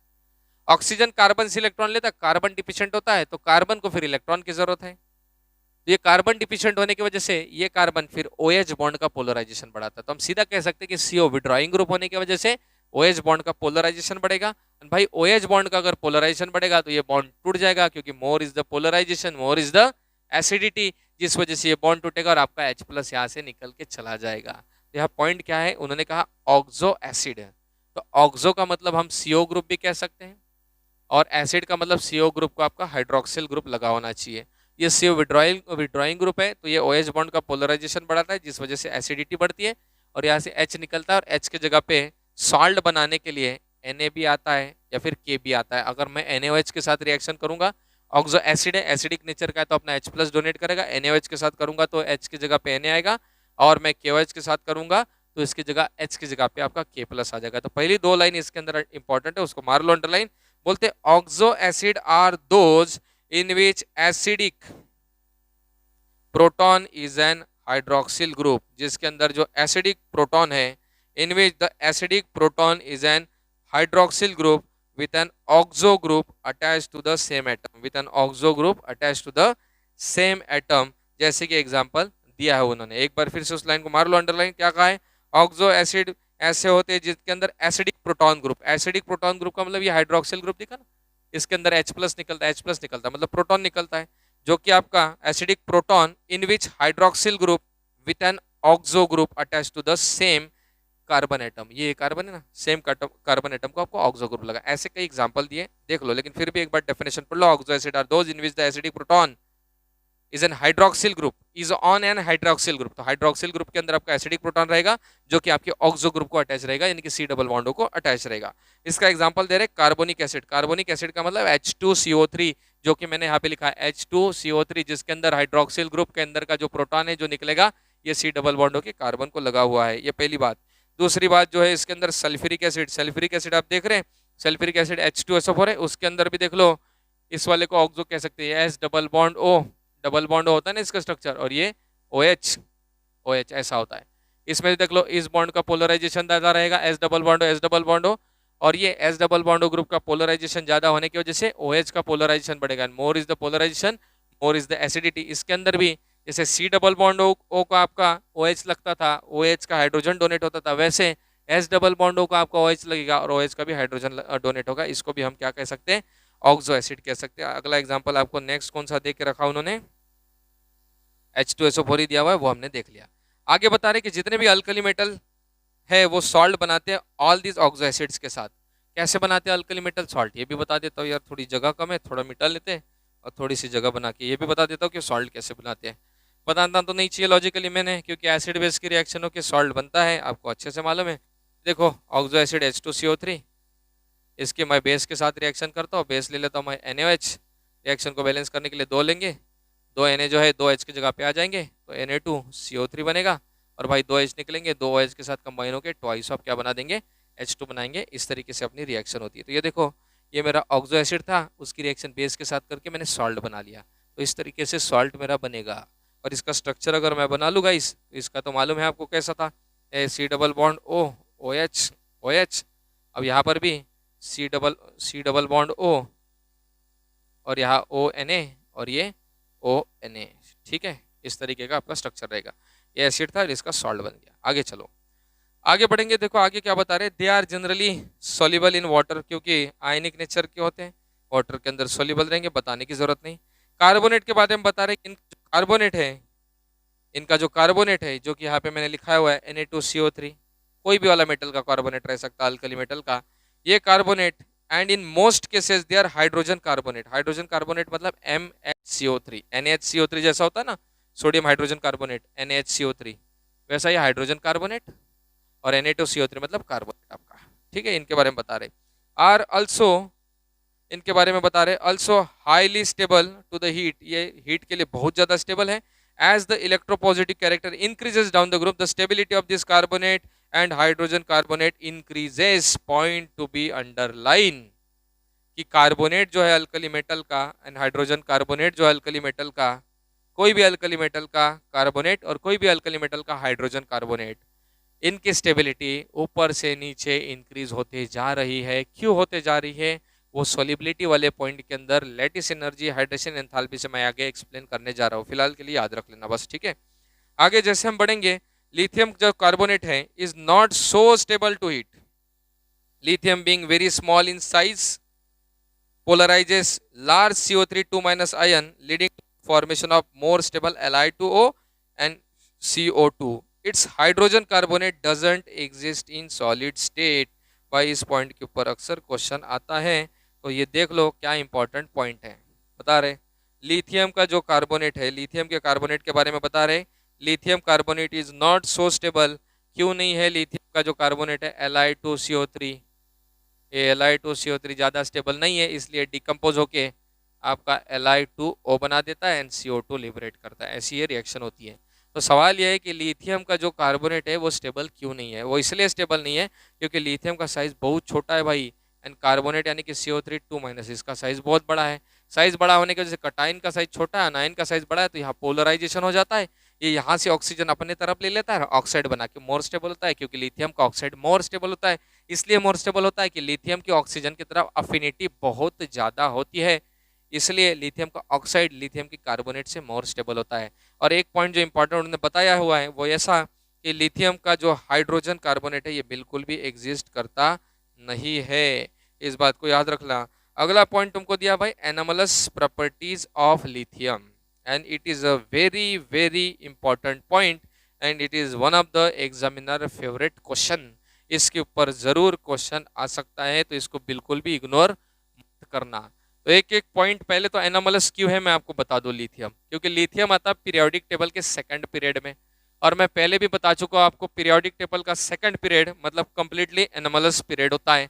इस पीरियड के अंदर जितने भी एलिमेंट्स आते हैं वो सारे एनोमलस होते हैं, वो अपने अपने रिस्पेक्टिव ग्रुप में डिफरेंट बिहेवियर दिखाते हैं, उसके पीछे का कारण डिस्कस करेंगे। लेकिन पहले देख लो ग्रुप नंबर 1 में फर्स्ट ग्रुप में लिथियम आता है, सेकंड में बेरिलियम आता है, फिर इधर आपका ग्रुप नंबर 13, 14, 15, 16, 17, 18 इनकी बात करते हैं। 13 के अंदर आपका boron, carbon, nitrogen, oxygen, fluorine, neon. भाई ये जो पूरा ग्रुप है ये आपका सेकंड पीरियड है, ग्रुप मैं गलत कह रहा हूँ, ये सेकंड पीरियड है। ये जो पूरा का पूरा आपका सेकंड पीरियड है, ये सेकंड पीरियड एनोमलस पीरियड है। पहले भी मैं आपको पीरियोडिक टेबल चैप्टर में एक्सप्लेन कर चुका हूँ। ये एनोमलस क्यों है? क्योंकि ये लिथियम अपने ग्रुप से डिफरेंट बिहेवियर दिखाता है, बेरिलियम अपने ग्रुप से डिफरेंट, वैसे बोरॉन, कार्बन, नाइट्रोजन जो जिस जिस ग्रुप के एलिमेंट है उस ग्रुप का बिहेवियर इन्होंने दिखाना चाहिए, लेकिन गाइस ये अपने ग्रुप के बिहेवियर से डिफरेंट बिहेवियर दिखाते हैं। और ऐसा दिखाने का कारण क्या है? उसका पहला कारण है कि इनकी जो साइज है अपने ग्रुप में बहुत ही छोटी है, एक्सट्रीमली स्मॉल साइज, पहला पॉइंट। दूसरा, ये ग्रुप 1 में लिथियम है ना, तो भाई ग्रुप 1 का होने की वजह से इनका इलेक्ट्रो पॉजिटिविटी ज्यादा होना चाहिए, क्योंकि ग्रुप 1 और ग्रुप 2 में जो आते हैं वो एक्टिव मेटल आते हैं, उनकी इलेक्ट्रो पॉजिटिविटी ज्यादा होती है। तो लिथियम का इलेक्ट्रो पॉजिटिविटी बहुत ज्यादा होना चाहिए, लेकिन उसकी इलेक्ट्रो पॉजिटिविटी उतनी ज्यादा नहीं है, बल्कि इसकी इलेक्ट्रो पॉजिटिविटी कम है, तो लेस इलेक्ट्रो पॉजिटिविटी दूसरा कारण है। ठीक है, तीसरा कारण क्या है देख लो। तीसरा कारण, इसने बॉन्ड बनाने चाहिए आयोनिक, लेकिन ये बॉन्ड बनाता है कोवेलेंट। किस वजह से? बहुत छोटा साइज होने की वजह से। और इन्हीं कारणों के साथ साथ और एक मुख्य कारण है, वो है चार्ज टू साइज रेशो। भाई चार्ज टू, इसी को दो चार नाम है।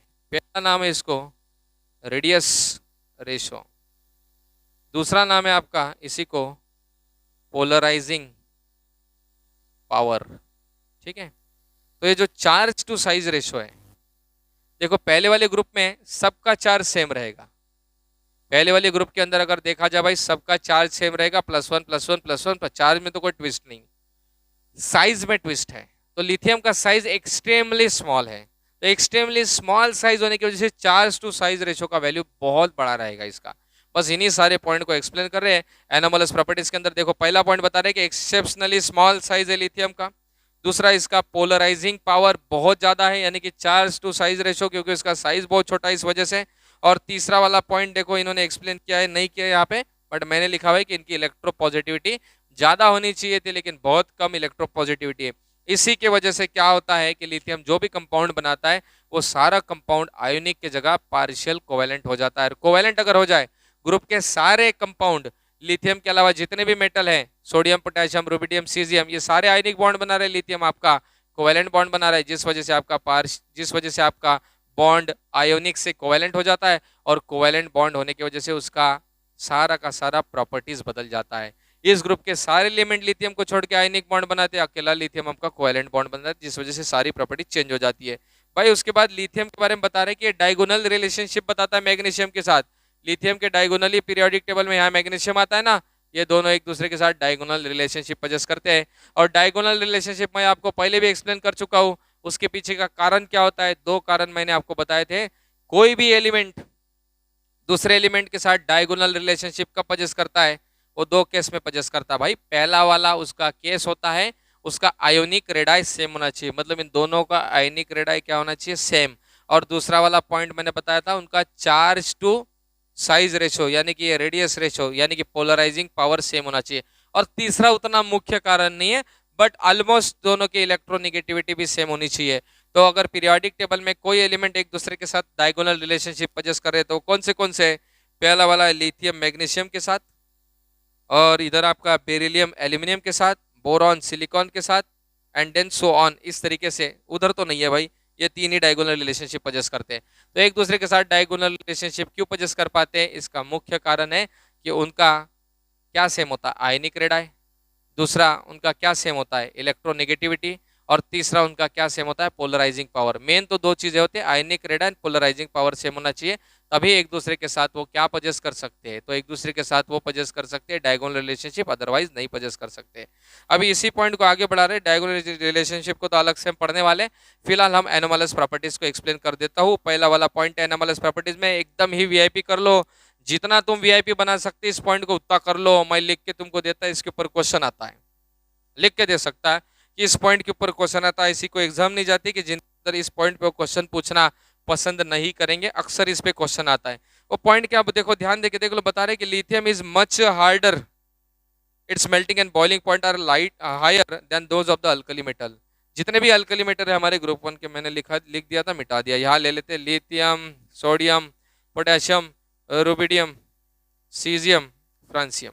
इन सारे अल्कली सॉलिड स्टेट में है, जिस वजह से इसका मेल्टिंग एंड बॉइलिंग पॉइंट ज्यादा है। बाकी अल्कली मेटल का मेल्टिंग एंड बॉइलिंग पॉइंट कम है, ऊपर से नीचे मेल्टिंग एंड बॉइलिंग पॉइंट कम होते जाता है।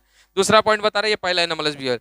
दूसरा पॉइंट बता रहा है, lithium is least reactive but the strongest reducing agent among the all the alkali metal on combustion in air. It form mainly lithium monoxide and nitride unlike other alkali metal. देखो ध्यान देके कि अगर बात की जाए तो ऑक्सीजन के एयर में अगर इसकी रिएक्शन करें, एयर के ऑक्सीजन के साथ आपका लिथियम रिएक्ट होके लिथियम का क्या बनाता है, बैलेंस करने के लिए हाफ ले लेता हूँ, ये लिथियम का बनाता है आपका ऑक्साइड, ये बैलेंस करने के लिए 2 ले लेता हूँ। तो लिथियम एयर के ऑक्सीजन के साथ ऑक्साइड बनाता है, और ये जो लिथियम है एयर के नाइट्रोजन के साथ बैलेंस करने के लिए मैं इसको हाफ ले लेता हूँ, लिथियम नाइट्रोजन के साथ नाइट्राइड बनाता है। तो लिथियम ही एकमात्र एलिमेंट है इस ग्रुप में कि जो एयर के ऑक्सीजन के साथ ऑक्साइड बनाता है और एयर के नाइट्रोजन के साथ नाइट्राइड बनाता है। बाकी अल्कली मेटल ऐसा बनाते नहीं है। दूसरा उसी के अंदर का पॉइंट देखो, सेकंड पॉइंट का ही दूसरा पॉइंट लिथियम के बारे में बता रहे हैं, वो हम पहले भी डिस्कस कर चुके हैं। वो कौन सा पॉइंट है, रिड्यूसिंग एजेंट वाली टेंडेंसी। हमने कहा था इस ग्रुप में सबसे स्ट्रॉन्गेस्ट रिड्यूसिंग एजेंट कौन सा होना चाहिए, फ्रांसियम को छोड़ दो क्योंकि वो तो आपका रेडियो एक्टिव होता है। फ्रांसियम को छोड़ दिया जाए तो सीजियम जो है इस ग्रुप का सबसे स्ट्रॉन्गेस्ट रिड्यूसिंग एजेंट होना चाहिए। और सीजियम इस ग्रुप का सबसे स्ट्रॉन्गेस्ट रिड्यूसिंग एजेंट क्यों होना चाहिए, उसका कारण भी हमने बताया था कि सीजियम का साइज बड़ा है, उसकी आयोनाइजेशन एंथैल्पी की वैल्यू बहुत कम है, तो आसानी से सीजियम से इलेक्ट्रॉन निकलना चाहिए और आसानी से सीजियम से इलेक्ट्रॉन लॉस होके उसका जल्दी से ऑक्सीडेशन होके वो स्ट्रॉन्ग रिड्यूसिंग एजेंट होना चाहिए था। लेकिन यहाँ पर सीजियम नहीं है, स्ट्रॉन्ग रिड्यूसिंग एजेंट आपका लिथियम है। स्ट्रॉन्ग रिड्यूसिंग एजेंट आपका लिथियम क्यों है, उसका कारण भी हमने बताया था। यहाँ पर लिथियम स्ट्रॉन्ग रिड्यूसिंग एजेंट होने का कारण है उसका लो हाइड्रेशन एंथैल्पी। लिथियम का साइज बहुत लो नहीं, हाई हाइड्रेशन एंथैल्पी। लिथियम का साइज बहुत छोटा होने की वजह से उसका हाइड्रेशन ज्यादा होता है, जिस वजह से हाइड्रेशन एंथैल्पी की वैल्यू ज्यादा है, इसलिए इसका स्टैंडर्ड इलेक्ट्रोड पोटेंशियल का वैल्यू मोर नेगेटिव है। और जिनका स्टैंडर्ड इलेक्ट्रोड पोटेंशियल का वैल्यू मोर नेगेटिव होता है वो स्ट्रॉन्ग रिड्यूसिंग एजेंट होते हैं। तो इस ग्रुप में लिथियम नहीं होना चाहिए था स्ट्रॉन्ग रिड्यूसिंग एजेंट, लेकिन फिर भी आपका लिथियम स्ट्रॉन्ग रिड्यूसिंग एजेंट है because of the hydration enthalpy and more negative standard electrode potential values, जो कि हमने पहले भी डिस्कस किया हुआ है। तीसरे नंबर का पॉइंट बता रहे हैं कि LiCl is deliquescent and crystallizes as hydrated LiCl dot twice of H2 whereas other alkali metal chloride do not form hydrate। इस पॉइंट को भी हम डिस्कस कर चुके थे। अगर आपको याद होगा तो मुझे अच्छे से बताना कि ऊपर से नीचे अल्कली मेटल की वाटर के साथ रिएक्ट होने की टेंडेंसी बढ़ती है कि कम होती है, बढ़ती है कि कम होती है। इशारों में भी आप मुझे बता सकते हैं, मैं समझ जाऊंगा भाई बढ़ती है कि कम होती है। ऊपर से नीचे अल्कली मेटल की वाटर के साथ रिएक्ट होने की टेंडेंसी बढ़ती है कि कम होती है, आप ही मुझे बताओ। उसी दिन हमने डिस्कस किया था, मैंने बताया भी था कि क्या होना चाहिए बट क्या होता है ये भी मैंने बताया हुआ था। देख के मत बताओ यार, देख के तो बच्चे भी देंगे, खुद ही बताओ। बताओ अल्कली मेटल की रिएक्टिविटी ऊपर से नीचे बढ़ेगी कि कम होगी? अरे बोलो भाई, बढ़ेगी कि कम होगी? कम होगी, कम होगी ऊपर से नीचे वाटर के साथ रिएक्ट होने की टेंडेंसी, पक्का। मैंने उस दिन तो एक्सप्लेन करके आपको बताया था कि कम नहीं होना चाहिए, बढ़ना चाहिए था। उसके पीछे का कारण क्या है चाहिए तो आप देख लो, आपके एनसीईआरटी के अंदर वो सीक्वेंस नहीं दिया हुआ था, लेकिन मैंने आपको शायद लिख के दिया था वो सीक्वेंस। और मैंने बोला था कि ऊपर से नीचे अल्कली मेटल की वाटर के साथ रिएक्ट होने की टेंडेंसी क्या होती है, बढ़ती है, कम होती है। कारण मैंने बताया था, उसका हाइड्रोक्साइड वाला रिएक्शन लिखा था, चलो लिख ही देते उस रिएक्शन को। और वो रिएक्शन को लिखते समय एक्सप्लेन भी किया था, ये लिथियम ले लो वाटर के साथ रिएक्ट होगा तो क्या करता है ये भी बताया था। तो LiOH बनाता है हाइड्रोक्साइड और H2 गैस लिबरेट होती है, बैलेंस करने के लिए हाफ ले लो। और LiOH आपका लिथियम का हाइड्रोक्साइड है, इस ग्रुप के जितने भी हाइड्रोक्साइड है डिसोसिएट होकर आपके क्या बना देते हैं, आयंस बना देते हैं। लिथियम का है तो लेस डिसोसिएट होगा क्योंकि कोवैलेंट होता है, बाकी सारे मेटल के डिसोसिएट होकर बॉन्ड बना देंगे। तो पॉइंट ऐसा था कि वाटर के साथ इनकी रिएक्ट होने की टेंडेंसी ऊपर से नीचे इसलिए कम होती है क्योंकि इसका साइज बढ़ते जाता है। जैसे जैसे इनका साइज बढ़ेगा तो इसकी वाटर के साथ रिएक्ट होने की टेंडेंसी भी कम होगी। और साथ में वहाँ पे स्टैंडर्ड इलेक्ट्रोड पोटेंशियल का भी सीन था, और साथ में वहाँ पे हाइड्रेशन एंथैल्पी वाला भी पॉइंट था जो हमने देख लिया था। अगर आप भूल गए होंगे तो मैं आपको बता देता हूँ कहाँ पे उस पॉइंट को दिया हुआ था। केमिकल प्रॉपर्टीज के अंदर पहले नंबर का तो रिएक्शन नहीं है भाई, केमिकल प्रॉपर्टीज के अंदर दूसरे नंबर का रिएक्शन है। उसके अंदर बोला गया है कि अल्कली मेटल वाटर के साथ रिएक्ट होकर हाइड्रोक्साइड बनाते हैं, हाइड्रोजन गैस लिबरेट करते हैं। लिथियम की स्टैंडर्ड इलेक्ट्रोड पोटेंशियल की वैल्यू सबसे ज़्यादा है, और इसके लिए हमने ये भी बताया था कि its reaction with water is less vigorous than that of the sodium which has a less negative potential value of the alkali metal. This behavior of lithium is attributed small size and very high hydration enthalpy. ये भी हमने discuss किया था। तो हमने बोला था कि लिथियम की रिएक्टिविटी मतलब ऊपर वाले एलिमेंट की रिएक्टिविटी कम होती है, और जैसे जैसे हम नीचे जाएंगे रिएक्टिविटी बढ़ेगी। अरे हाँ या ना, सही है कि गलत है? पक्का कंफर्म 100%? बट यहाँ तो पॉइंट उल्टा बोल रहे ना। अब देखो ना, ऑर्गेनिक केमिस्ट्री इनऑर्गेनिक कैसे घुमाता है। यहाँ वाला जो पॉइंट है, अगर आप एनोमलस बिहेवियर का पॉइंट को पढ़ेंगे तो थोड़ा उल्टा आपको दिख रहा होगा, ऐसा लग रहा होगा। बोलते हैं LiCl is deliquescent and crystallises as hydrated LiCl dot twice of H2, whereas the other alkali metal chloride do not form a hydrate. जितने भी अल्कली मेटल की क्लोराइड है वो हाइड्रेट नहीं बनाते। अब देखो, उस वाटर वाले पॉइंट से अगर मैं कंपेयर करूं, तो वाटर वाले पॉइंट से कंपेयर करने पर देखो मुझे क्या समझ में आता है। भाई वाटर वाले पॉइंट से कंपेयर करने पर मुझे ये समझ में आता है कि अल्कली मेटल की वाटर के साथ ऊपर से नीचे रिएक्ट होने की टेंडेंसी ज़्यादा है। बराबर है? मतलब अल्कली मेटल वाटर के साथ रिएक्ट होगा। मैं लिथियम का क्लोराइड लेता हूँ, LiCl, NaCl, KCl, RbCl, CsCl। अगर मैं पूछूं इनका जो क्लोराइड है, इन क्लोराइड में कौन से क्लोराइड की रिएक्टिविटी वाटर के साथ ज़्यादा है, मतलब कौन सा क्लोराइड वाटर से हाइड्रेटेड हो जाएगा। आपको लगेगा अरे सर ऊपर से नीचे तो मेटल क्लोराइड की वो अल्कली मेटल की ऑनली मेटल की, I am not talking about chloride, only metal की ऊपर से नीचे अल्कली मेटल जो है इनकी रिएक्टिविटी वाटर के साथ बढ़ती है। बराबर है? अल्कली मेटल की रिएक्टिविटी वाटर के साथ बढ़ रही है, अल्कली मेटल की रिएक्टिविटी वाटर के साथ बढ़ रही है। लेकिन अभी हम यहाँ अल्कली मेटल की नहीं, बल्कि अल्कली मेटल का क्लोराइड, मतलब लिथियम का क्लोराइड, Na का क्लोराइड, C का क्लोराइड, इसका क्लोराइड, सब क्लोराइड की बात करें तो जितने भी क्लोराइड है उनकी रिएक्टिविटी वाटर के साथ ऊपर से नीचे कम हो रही। इस पॉइंट को देख के हम ये कह सकते हैं। तो अल्कली मेटल का जो क्लोराइड है जिसमें लिथियम क्लोराइड है वही हाइड्रेट होकर LiCl डॉट ट्वाइस H2 बनाता है। बाकी जितने भी क्लोराइड है अल्कली मेटल के वो उस तरीके से हाइड्रेटेड कंपाउंड बनाते नहीं है, और इसके पीछे का कारण होगा extremely small size of the lithium as compare to other elements. उसके बाद अगला पॉइंट देखना भाई, तीसरे नंबर का, lithium hydrogen carbonate is not obtained in solid form while all the hydrides of the other alkali metal अपने को मिल जाएंगे। तो पॉइंट क्या बताया मैंने, वो पॉइंट अभी अभी हमने ऊपर भी देखा था। लिथियम का हाइड्रोजन कार्बोनेट सॉलिड स्टेट में एग्जिस्ट नहीं करता है, लेकिन बाकी जितने भी एलिमेंट्स हैं उनका हाइड्रोजन कार्बोनेट सॉलिड स्टेट में एग्जिस्ट करता है। उसका कारण अपने को बहुत अच्छे से मालूम है, क्योंकि जो अनायन है LiHCO3 इसमें Li प्लस है, NaHCO3 माइनस है, इतना माइनस है। तो जो अनायन है बहुत बड़ा हो जाता है कटायन के सामने, तो इसलिए ये सॉलिड स्टेट में आपका एग्जिस्ट करता नहीं, क्योंकि यहाँ पर पोलराइजेशन हो जाता है अनायन टू कटायन। और आपको मालूम है लिथियम वैसे भी और किसी के साथ कार्बोनेट या हाइड्रोजन कार्बोनेट में स्टेबल भी नहीं होता है, वो ऑक्साइड में मोर स्टेबल हो जाता है। इसलिए यहाँ पोलराइजेशन करके वो उसके साथ सॉलिड स्टेट में एग्जिस्ट करेगा नहीं, वो अपना अलग होकर निकल के चला जाएगा। तो इस पॉइंट को इंपॉर्टेंट कर लो, बड़ा ज़्यादा इंपॉर्टेंट पॉइंट है। बोलते lithium hydrogen carbonate is not obtained in the solid state while the other alkali metal के जो हाइड्रोजन कार्बोनेट है वो सॉलिड स्टेट में प्रेजेंट रहेंगे, क्योंकि उन अल्कली मेटल्स के अंदर कटायन का भी साइज बड़ा रहेगा, इसलिए वो प्रेजेंट रहेंगे। लिथियम के बारे में बता रहे कि जितने भी अल्कली मेटल हैं, lithium unlike other alkali metal form no ethanide on reaction with ethyne. Lithium unlike other alkali metal form no ethanide, ये क्या है बता देता हूँ, बहुत ही आसान है।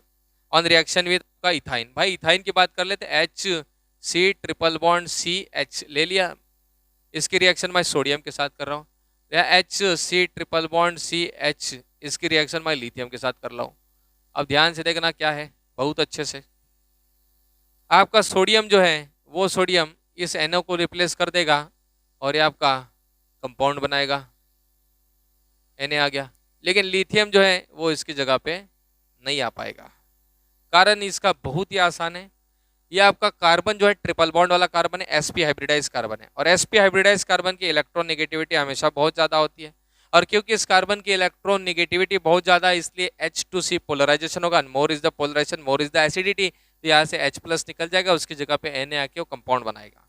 लेकिन वो सेम केस आपके लिथियम के साथ नहीं होगी, क्योंकि लिथियम बाय द वे आपका मोर, अगर ये मोर इलेक्ट्रो पॉजिटिव तो है, पहले तो उस ग्रुप में उतना ज़्यादा पॉजिटिव नहीं है, लेस इलेक्ट्रोपॉजिटिव है, इसलिए जब इस बॉन्ड का पोलराइजेशन होकर H+ निकल जाएगा तो उसके जगह पे Li+ नहीं आएगा, एक तो वो ज्यादा इलेक्ट्रोपॉजिटिव होने की वजह से। दूसरा पॉइंट है कि यहाँ पे ये जो इसने सोडियम के साथ रिएक्शन करके जो बनाया ये आयनिक होता है, डिसोसिएट भी हो सकता है इस फॉर्म में, लेकिन लिथियम जब इस पे जगह पे आ जाएगा तो वो बॉन्ड कोवैलेंट रहेगा और यह मेटल एंड कार्बन का बॉन्ड बन जाएगा। तो बस इसी पॉइंट को, इसी रिएक्शन को एक्सप्लेन करते हुए बता रहे हैं कि जितने भी अदर अल्कली मेटल है उनके कंपैरिजन में लिथियम जो है इथिलीन के साथ रिएक्ट होके इथेनाइड बनाता नहीं है, हालांकि बाकी अल्कली मेटल आपके इथेनाइड बनाएंगे, इस बात को याद रखना। भाई अगला वाला पॉइंट ध्यान देके देखना, बोल रहे कि lithium nitrate when heated gives, क्या देता है लिथियम का नाइट्रेट, उसकी रिएक्शन भी लिखी हुई है आपको गाइस दिखाई दे रही होगी। लिथियम नाइट्रेट जब आप इसको हीट करेंगे तो लिथियम का ऑक्साइड बनाते, लेकिन बाकी अल्कली मेटल को हीट करेंगे तो वो ऑक्साइड बनाते नहीं, वो नाइट्राइड बनाते। रिएक्शन दिखा गया आपकी बुक में, LiNO3 का डिकम्पोजिशन हो रहा है, लिथियम नाइट्रेट का डिकम्पोजिशन हो रहा है लिथियम ऑक्साइड में, मिला। तो लिथियम नाइट्रेट का डिकम्पोजिशन चाहिए तो मैं लिख देता हूँ, लिथियम नाइट्रेट का आपका डिकम्पोजिशन हो रहा है लिथियम ऑक्साइड में, ठीक है, और साथ में NO2 और O2 बना रहा है, बैलेंस नहीं कर रहा हूँ मैं रिएक्शन को, ठीक है, इस बात को याद रखना।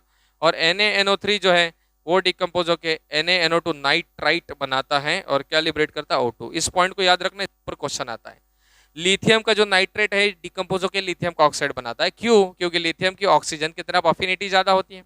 और अदर अल्कली मेटल का जो नाइट्रेट है, गलत लिखा, अदर अल्कली मेटल का जो नाइट्रेट है वो डिकम्पोज होके नाइट्राइट बनाता है, NiTRIT, नाइट्राइट बनाता है with the liberation of O2। Sir इन्होंने ऑक्साइड क्यों नहीं बनाया, क्योंकि वो उतने ऑक्सीजन की अफिनिटी पजेस नहीं करते जितना कि लिथियम यहाँ पर पजेस कर रहा है, ऑक्सीजन के साथ कंबाइन होने की टेंडेंसी, और ये एनोमलस बिहेवियर है। लॉजिकली ऐसा होना नहीं चाहिए, एक ग्रुप के सारे एलिमेंट है तो एक ग्रुप के सारे एलिमेंट ने एक साथ रहना चाहिए, सेम बिहेवियर दिखाना चाहिए, लेकिन ऐसा होता नहीं है।